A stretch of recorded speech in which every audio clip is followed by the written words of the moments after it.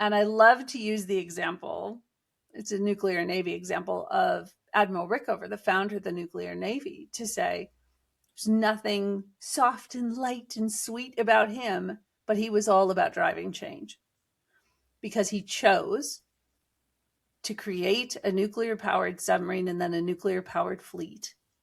And he cleared the obstacles for anyone else who wanted to go with him to go with him. And he didn't conscript a single person.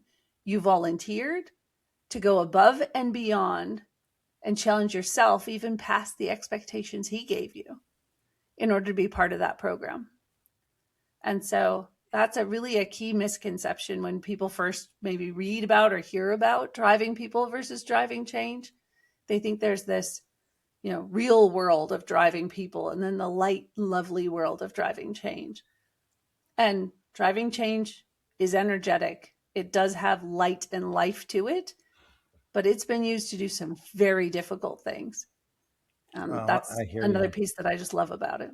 No, and as I'm going through these chapters and these examples in the book, probably one of the most powerful of my experiences that's like that is there was an initiative at my employer we called Engineering Innovation Days, and in the past it had been someone's idea that you made happen, and it had its successes.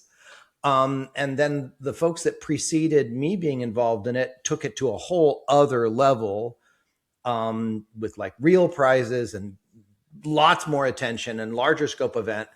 And then the next year there was like, okay, who's going to run this? And like almost everybody was just like taking a step back. And I'm like, and I volunteered to be in, but I didn't want to be alone.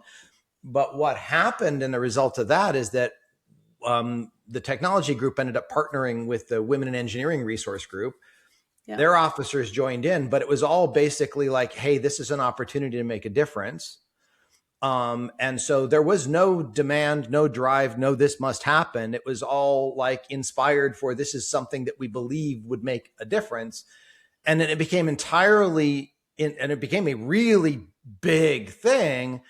And then sustaining became another challenge for us, but where it was really inspired by, okay, who wants to be a part? What do you want to do? What difference can you make? And then how do we clear out the obstacles for each other?